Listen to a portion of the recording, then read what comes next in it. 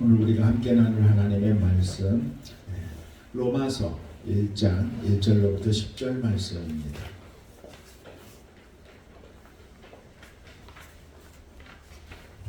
로마서 1장 1절로부터 10절 말씀 우리 한 절씩 교독해서 하나님의 말씀을 봉독하겠습니다. 예수 그리스도의 종 바울은 사도로 부르심을 받아 하나님의 복음을 위하여 택정함을 입었으니 이 복음은 하나님의 선지자들을 통하여 그의 아들에 관하여 성경에 미리 약속하신 것이라. 그의 아들에 관하여 말하면 육신으로는 다윗의 혈통에서 나셨고 성경의 영혼은 죽은 자들 가운데서 부활하사 능력으로 하나님의 아들로 성부이셨으니 곧 우리 주 예수 그리스도시니라. 그로 말미암아 우리가 은혜와 사도의 직분을 받아 그의 이름을 위하여 모든 이방인 중에서 믿어 순종하게 하나니 너희도 그들 중에서 예수 그리스도의 것으로 부르심을 받는 자니라. 로마에서 하나님의 사랑하심을 받고 성도로 부르심을 받은 모든 자에게 하나님 우리 아버지와 주 예수 그리스도로부터 은혜와 평강이 있기를 원하노라. 먼저 내가 예수 그리스도로 말미암아 너희 모든 사람에 관하여 내 하나님께 감사함은 너희 믿음이 온 세상에 전파되리로다. 내가 그의 아들의 복음 안에서 내 심령으로 섬기는 하나님이 나의 증인이 되시거니와 항상 내 기도에 쉬지 않고 너희를 말하며 어떻게 하든지 이제 하나님의 뜻 안에서 너희에게로 나아갈 좋은 길 얻기를 구하노라. 아멘. 바울은 늘 진심이었습니다. 한 분 한 분 한 영혼 유대인을 향하여 간절한 마음으로 자기의 동족을 사랑했고 그러다가 이방인을 향하여 하나님의 귀한 사명을 감당하기로 헌신하며 나아갔죠.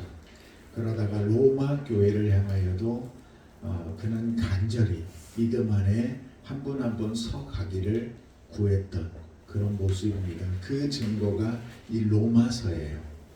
로마서의 첫 절을 보면 이렇게 말씀을 보면은요, 이들을 축복하고 이들이 가진 믿음이 얼마나 귀하고 이 믿음이 계속되기를 바라고 그 계속되는 그 믿음을 위하여 얼마나 수고하고 있는가, 이거에 대하여 그 간절한 마음이 아주 잘 담겨 있습니다. 먼저 바울은 이렇게 얘기를 해요. 자신을 예수 그리스도의 종이다. 이 종의 개념에 대해서는 참 하고 싶은 일이 많은데요. 그건 뭐 나중에 말씀드리기로 하고요. 자, 여러분은 스스로 종이라고 생각하십니까? 자녀라고 생각하십니까? 예, 성경은 우리에게 너희는 종이 아니다 자녀다 이렇게 말해주거든요. 그런데 하나님으로부터 부여받은 아들 되는 자녀 되는 권세를 얻었는데, 그리고 이것은 그 누구도 빼앗아갈 수 없다고 주님이 말씀하셨는데 바울은 자신을 예수 그리스도의 종이다라고 말해요. 그럼 어떻게 받아들여야죠? 우리는 자녀라고 여기는데, 그래서 다시는 종이 아니라고 얘기하는데 자꾸 종이라고 얘기하면 나는 그러면 종이라고 해야 돼? 자녀라고 해야 돼? 그러면 혼란스럽잖아요. 근데 이게 그 종이라는 개념을 어떤 의미로 바울이 받아들였는가를 생각해 봐야죠. 택함을 받은 자로서 우리 각자가 가지고 있는 사명이 있어요. 그래서 신분은 자녀가 맞아요. 근데 하나님 나라를 위하여 해야 할 일들, 우리가 반드시 해야 할 그 무엇인가가 있어서 그 사명을 감당하는데 종의 마음으로 충성되게 해야 한다라는 거예요.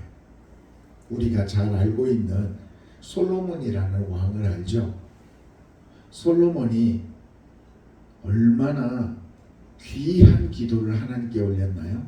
일천번제를 드리면서 온 백성들 앞에서 기도를 했죠. 그 기도의 내용을 여러분 기억하셔요? 하나님, 종은 어린아이라 이 많은 백성을 다스릴 능력이 없어요.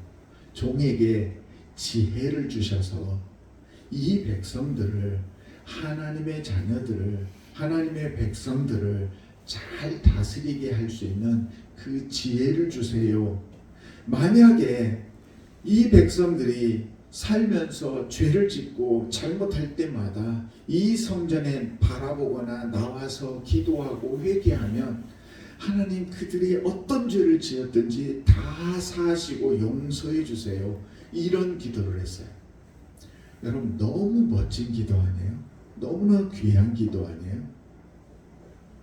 그랬던 솔로몬이 나중에 노년에요, 하나님이 그러지 마, 그러지 마, 그러지 마 계속 말씀하시는데 듣지 않더래요.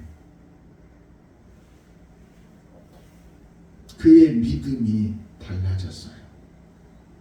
하나님, 이 백성, 하나님의 백성을 잘 다스릴 지혜를 주세요 하고 있던 그 뜨거운 믿음, 겸손한 믿음이 어느 순간 사라져 있더라는 거죠. 여러분 자신의 지금 믿음은 어떤가요? 솔로몬이 하나님 앞에 간구하고 있던 그 기도의 모습들이 여러분 삶 속에 있었었나요?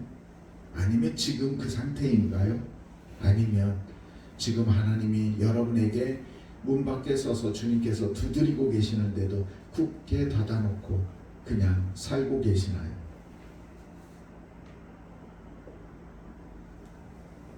우리가 가진 믿음의 퀄리티가 있어야 돼요. 우리의 신앙에 레벨이 있어요. 우리의 신앙이 더 깊어져야 돼요.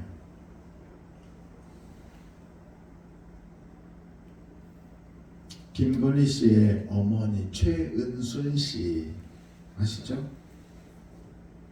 이분이 또 신문지상에 이름을 올렸더라고요.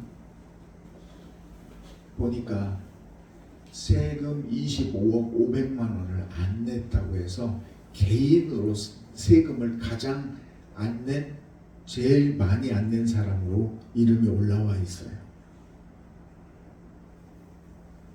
사람이 이름을 빛내는 것도 여러 가지예요.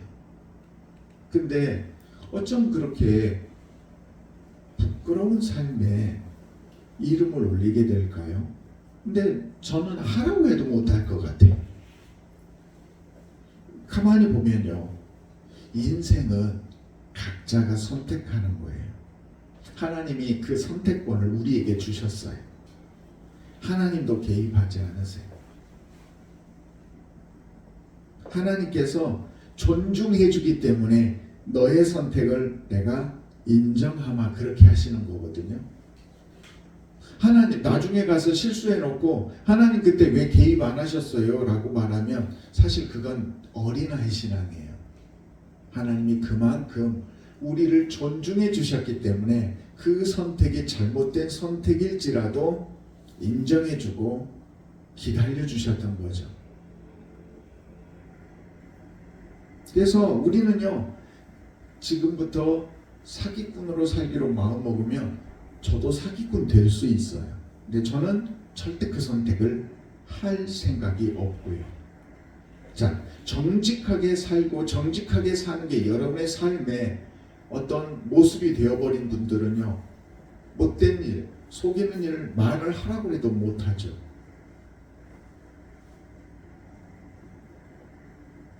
그런 사람만 있는 게 아니라 약간의 그 외국어를 빌려서 사쿠라 같은 사람도 있죠. 볼 때는 사람들 앞에 보는 데서는 좋은 것 같아요. 바르게 하는 것 같아요. 근데 안 보는 데서는 딴짓을 하는 사람들도 있죠. 그 사람들은 그렇게 사는 것이 세상을 처세를 잘하면서 사는 거라고 판단하기 때문에 그렇게 하는 거예요. 그러니까 하나님은요, 어떤 선택을 하든 이제 가르쳐 주시고 말씀은 하시지만 그래도 선택하겠다고 하면 인정해 주세요. 그 대신 그 선택에 대한 책임이 너에게 돌아온다. 우리가 오늘도 예수 그리스도를 생각하지만 복음을 이 주님이 만들어 오셔서 우리에게 복음을 주셨는데 이 복음을 받아들이고 받아들이지 않는 것은 우리가 하는 거죠. 그러니까 결국은요, 우리가 마음속에 하나님을 모시고 예수 그리스도를 모시고 성령 하나님을 모시고 사는 천국과 지옥을 내가 다 만들어요. 여러분의 삶이 여러분의 의지와 기대대로 돌아가지 않으면 마음이 불편해지기 시작하고 천국이 지옥이 되어가는 거죠. 그런데 또 여러분들이 계속 즐거워하는 그 일들이 반복하게 되면 여러분의 마음은 기뻐지고 얼굴에 미소가 가득하게 되죠. 그러니까 우리의 이 모든 것들은 우리의 상태에 따라서 천국과 지옥이 달라지는데 이 모든 것들이요, 세 가지의 그 의지에 따라서 결정되는 것 같아요. 첫 번째가 감정이에요. 우리가 느끼는 이 감정. 심리학자들이 얘기해요. 우리가 생각하는 의식보다 무의식이 우리를 많이 지배한대요. 그러니까 우리 몸이 감정이 우리 자신을 끌고 가는 모습들이 많아요. 그래서 어느 게 더 강한가는 가끔 혼란스러워요. 그런데 감정이 우리를 지배하는 경향이 강하죠. 욕망대로 사는 사람들이 있어요. 갖고 싶으면 선하고 불의하고를 생각하지 않고 어떻게든지 취하면 된다고 생각하는 사람들이 있죠. 배고프면 남의 것도 가져다 먹으면, 그래서 내 배만 배부르면 된다라고 생각을 해요. 그래서 가지면 행복하고 가지지 못하면 불행하게 여기는 이런 감정대로 사는 것. 근데 이 모습은요, 짐승과 똑같아요. 우리가 가진 이 감정의 욕구는 해결이 돼야 되는 것 같아요. 그래야만 돼요. 실제적으로 우리가 정신력이 아무리 투철하다고요, 제가 이틀 밤을 꼭 샜는데 운전을 하고 제가 서울을 간다? 아니요, 그건 절대 해서는 안 되는 일이에요. 우리의 육신이 우리를 피곤하기 때문에 우리가 정신을 붙잡을 수가 없거든요. 그러니까 우리가 본능이나 감정도 인정을 해야 되지만 그것을 다스리면서 살아야 돼요. 그게 우리의 인간됨이죠. 그래서 사람답다라고 이야기를 하는 거예요. 많이 자신의 감정을, 기분이 나쁜데도 기분 나쁜 티를 안 낼 줄 아는 사람이 성숙해지는 거더라고요. 그 다음이 정신이에요. 생각하는 능력, 지력. 우리가 IQ라고 생각하는, 이게 높은 사람이 있고 적은 사람이 있고요. 보면 경계성 지능이 있더라고요. 아예 이 지적으로 안 되는 사람도 있는가 하면 뭐 IQ 한 70, 80 사이에 경계성 지능도 있고요. 이 차이는 각각 있어요. 때로는요, 짐승들 중에서도 똑똑해서 5, 6살 아이들 정도의 지능을 가진 그런 동물들도 보이더라고요. 뭐 앵무새가요, 밤의 여왕 노래를 막 부르는데 제가 깜짝 놀랐어요.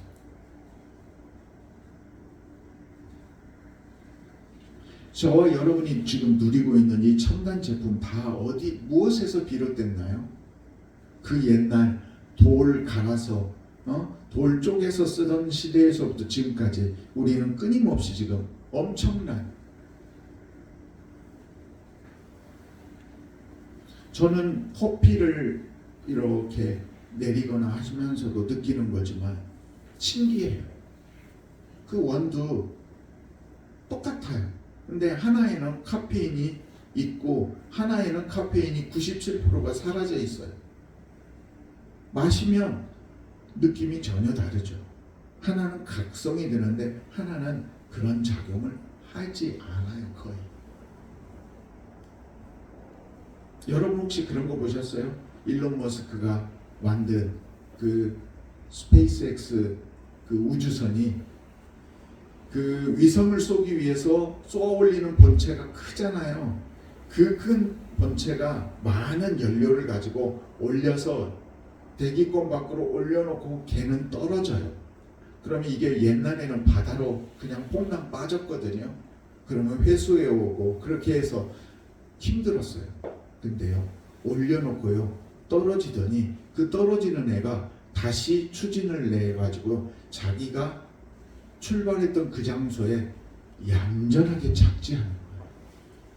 이걸로 인해서 이제는 우주선을 반복해서 뭐 100회 막 이상 이렇게 보낼 수 있게 된 거예요.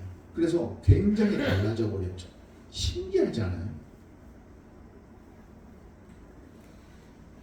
이제 10년 뒤에는요, 어떤 로봇이 여러분 곁에서 여러분을 돕고 있을지 몰라요. 근데 이 모든 것들이 우리가 생각하는 능력으로 얻어낸 힘이거든요. 그러니까 이런 것들이 우리의 삶을 바꾸기는 해요. 근데 필요해요. 분별하는 것도. 그런데 여기까지는 3차원의 세계예요. 이보다 높은 4차원이 있어요. 바로 영적인 분별력이죠. 영성이에요.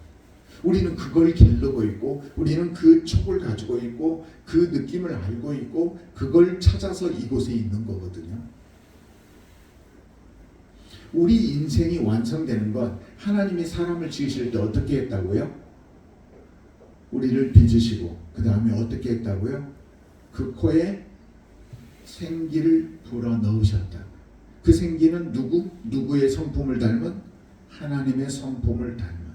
우리 모두는 하나님의 탁월한 다른 말씀으로 창조했던 모든 다른 피조물과 다른 거예요. 그래서 우리에게 영성이 있는 거죠. 그래서 영성을 가진 우리만이 그냥 되는 대로 사는 게 아니라 내가 어떻게 태어났지? 탄생하는 이유는 뭐지? 존재하는 이유는 뭐지? 죽음 이유는 뭐지를 생각하게 되는 거예요. 이 영성이 없으면 그런 생각하지 않아요. 그러니까 누군가에 의해서 존재하게 되었고 해야 할 일과 살아갈 이유를 우리는 찾아가는 거죠. 그렇게 하다 보니까 창조주가 있다는 걸 알게 되는 거. 하나님을 발견하게 되는 거. 근데 또 다른 사람들은 다른 신들을 찾고 여러 철학과 가치관과 그 사상을 쫓아가게 되는 거예요. 그 가운데 저와 여러분이 가장 바른 길을 찾아왔다고 우리는 믿고 있는 거고, 불신자들은 그렇게 생각하지 않고 있는 거예요. 저는요, 여러분이 가장 복된 자리에 와 있다고 믿습니다. 예.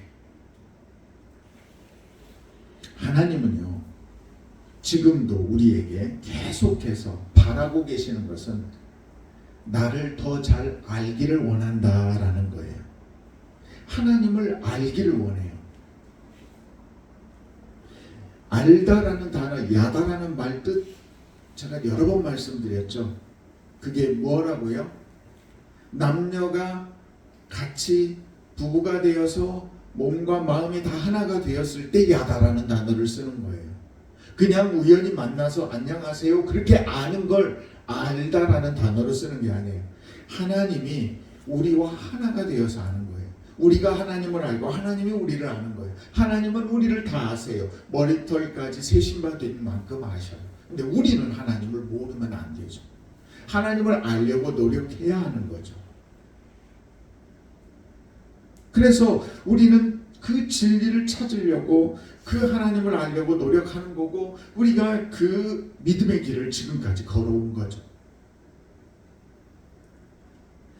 저는 우리 두 자녀에 대하여 간절한 마음으로 늘 기도하고 있어요. 인생과 아직 경험하지 못한 많은 것들. 그래요. 부모 마음은 자기가 결혼해서 아이를 길러봐야 알잖아요. 그때가 돼야 할 거라고 생각을 하죠. 우리 교우들 신앙생활을 보면서 그 다음 단계, 이 단계가 있는데 거기만 넘어가면 이제 훨씬 더 수월하고 예수 믿는 게 참 기쁠 텐데, 근데 그걸 못 넘어가는 모습을 보면서 안타까워해요. 다람쥐 쳇바퀴 돌듯이 제자리에 계속 머물러 있는 모습들 안타까워요. 안 그랬으면 좋겠는데. 바울 사도도 자기가 약간의 후회가 있었던 것 같아요. 누구보다 나는 바르게 똑똑하게 분별하고 열심히 살았다고 생각했는데, 그래서 그게 하나님을 위한다고 생각했는데, 예수 믿는 사람들을 박해하고 있는 하나님 영광 가리는 일을 자기가 하고 있더라는 거죠. 그걸 깨닫고 돌이켰는데 어느덧 나이가 벌써 중년이야. 나에게 남은 시간이 별로 없네. 이 남은 시간 동안에 어떻게든지 최선을 다해서 복음을 전하자라고 했던 그 열정들이 매를 맞고 죽음의 위기를 거두면서 그렇게 열심히 달리게 됐던 거예요. 그에게 24시간이 너무 작게 여겨졌던 것처럼 보여요. 저도 그런 느낌이 들어요. 세월이 아깝다. 젊어서 잘못 보낸 시간들에 대한 아쉬움이 있어요. 그런데요, 여러분, 하나님께서 우리를 부르시는 이 비밀 안에는 놀라운 기적이 있어요. 여러분, 길을 가다가 여러분이 멀리 잘못 길을 갔는데 그게 한 달 동안 멀리 가버렸어요, 길을. 그러면 돌아오는데 얼마만큼 시간이 걸려요? 한 달만큼 걸려요. 그래야 다시 제자리를 찾아서 다시 출발할 수가 있죠. 근데 신앙은 그게 아니에요. 실컷 잘못 갔는데요, 하나님, 내가 여지껏 몰랐어요, 잘못 갔어요 라고 하면 알았어 하고 우리를 꺼내셔서 그 제자리에다가 바로 옮겨주셔요. 그래서 그때부터 바른 길을 가면 돼요. 그 증거가 뭐예요? 십자가의 강도, 회개한 십자가의 강도예요. 그가 인생을 다시 살 기회가 있나요? 없잖아요. 그런데 예수님은 그에게 뭐라고 얘기했어요? 오늘 내가 나와 함께 낙원에 있으리라. 돌아오는 시간 필요 없어. 네가 진심으로 회개했다면 너는 이제부터 하나님의 자녀로 새롭게 출발하는 거야. 다 인정받아요. 저는 이게 놀라운 은혜라고 생각해요. 우리가 시행착오를 하고 잘못 갔어도 그거 다 하나님이 기억도 하지 않으신대요. 그리고 이제는 믿음의 길만 걸어가라고 말씀하셔요. 이 구원의 복음은 놀라운 은총입니다. 우리가 이 구원의 은총을 따라서 우리가 각자 가진 그 능력에 따라서 그 방법대로 살아가면 되죠. 근데 구원의 방법들은 가만히 보면 다른 것 같아요. 옛날에는요, 이 지적인 능력이 자라지 않았어요. 지금은 우리가 어린아이 때 아무것도 모르지만 금방금방 아이들이 똑똑하게 자라죠. 근데 그 옛날에는 하나님을 몰랐어요. 그때는 하나님이 어떤 방법으로, 글도 모르고 우리가 이렇게 하나님을 알 수 있는 방법이 몰랐을 때는 하나님은 어떤 방법으로 인생에게 하나님을 알게 했을까요? 자연이죠. 두려움이죠. 그런 자연을 보면서 무섭다. 이 무서운데 이 무서움을 극복하게 붙잡아 주시는 하나님을 어렴풋하게 느꼈을 거예요. 그런데 글과 모든 것이 있고 그러면서 생겨난 게 성경 말씀이죠. 구약시대의 말씀. 그거 뭐예요? 율법이죠. 율법으로 깨닫게 하고 가르쳐 주시다가 그러다가 그 수준을 뛰어넘게 되니까 이제 하나님께서 뭘 하셨어요? 예수 그리스도를 통해서 복음을 주셨잖아요. 그래서 이 복음은 반드시 우리에게 필요한 거예요. 이제는 그 옛날의 어린아이처럼 신앙생활하는 것을 초등학문으로 여기고 바뀌라는 얘기예요. 우리는 지금 굉장히 지적으로 뛰어난 능력으로 분별할 줄 아는 능력이 좋아졌어요. 그러므로 우리에게는 차원이 높은 영성을 가져야 되는 거예요. 그 영성에 맞게 우리는 분별하고. 근데 자꾸 나는 어린아이처럼 신앙생활하겠다, 율법대로 살겠다라는 것에서 우리는 벗어나야 되는 거죠. 자꾸 어린아이처럼 유아티간 옷을 입어봐요. 나이 들었는데. 그럼 얼마나 사람들이 그렇게 볼까요? 그런 면에서 저와 여러분은 예수 그리스도에게 집중해야 돼요. 지금이 딱 그때예요. 이제 다음 주부터 대림절이 시작돼요. 이 땅에 오셨던 주님을 기억하고요. 대림절의 기간은 다시 오실 주님을 기다리는 거예요. 다시 오실 주님을 기다리다가 그 성탄절에 오셨던 주님을 기뻐하면서 즐거워하는 거죠. 우리 그리스도인들로 살아가는 이 기쁨, 진리 안에서 자유하는 거 맞는데요. 구원받았으니 마음대로 산다는 것이 아니고 우리가 이 신앙 안에서 스스로 아름답게 자신을 빚어가야 될 것 같아요. 예수에 대하여 집중하고. 저는 여러분의 엿새의 삶을 몰라요. 그런데 저분의 모습을 보고 저분의 말과 태도를 보고 엿새의 삶이 거룩했을 거라고 생각하는 분들이 있어요. 저는 모두가 그랬으면 좋겠어요. 삶 속에서 엿새가 아름답고 거룩하고 정말 빛나는 삶이었습니다. 그런데 거룩해야 할 주일마저도 아름답게 지내지 못하는 분들이 있더라는 거죠. 그런 분들에게는 묻고 싶어요. 당신이 믿는 예수님은 누구신가요? 당신 안에 있는 예수님은 누구신가요? 이번 주 중에 여러분 큐티 보셨죠? 거기에 이런 이야기 있었죠. 비그리스도인들이 예수는 빼고 이 공동체가 좋으니 이거 흉내내서 우리가 하자. 10년 만에 다 사라졌대요. 우리 공동체가 그렇게 되면 안 되잖아요. 우리에게 예수가 있어야 돼요.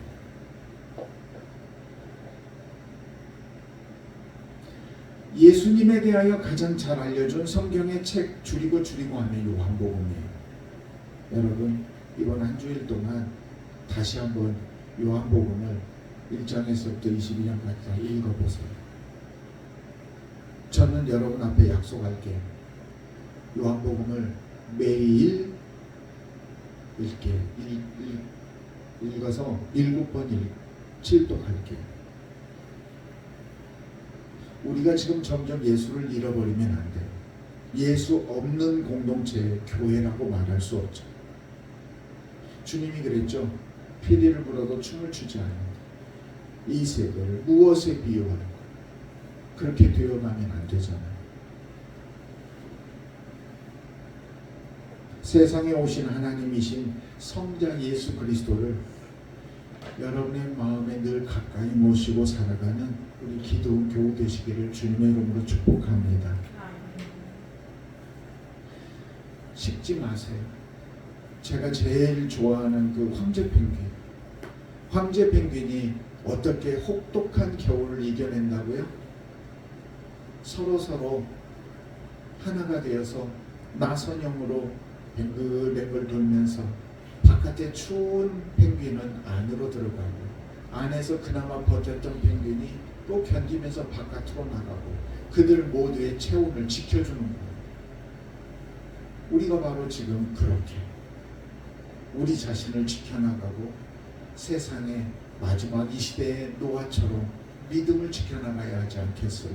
그 믿음을 지켜나가는 우리 기도원 교우 모두가 되시기를 예수님의 이름으로 축복합니다. 기도드리겠습니다. 아버지